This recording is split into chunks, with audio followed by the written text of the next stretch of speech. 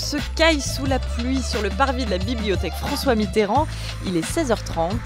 On est arrivé à 11h. On arrive à 11h. Je suis arrivée à 11h, 11h30, un truc comme ça. Bah pareil, Mytho, t'es arrivé je suis arrivé à midi. Je suis arrivé à midi, il a fait la queue pour moi, donc ça va. Tout ça pour le camion photomaton de l'artiste contemporain JR et ses fameux portraits géants collés partout dans le monde. Il relance le projet participatif cette année et un documentaire retrace l'expérience de 2011 où 200 000 personnes de 120 pays différents avaient participé.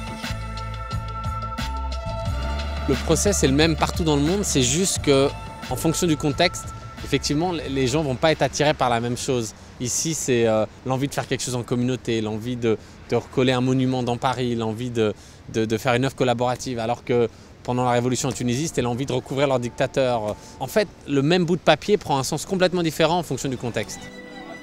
On est un peu noyé dans la foule, donc finalement on est placardé, on est là sans être là en fait. Il n'y a qu'à regarder derrière, ça égaye un petit peu les bâtiments. Ça ressemble un peu au pop art où effectivement c'est un peu son imprimante qui fait le boulot, c'est un peu de la sérigraphie, c'est pas mal. Moi j'aime bien. Il y a plein de gens qui vont coller dans Paris et qui prennent leurs propres risques, et dans le monde aussi. Il y en a qui ont été en prison pour ça, et il y en a d'autres qui sont exposés en musée avec leurs photos.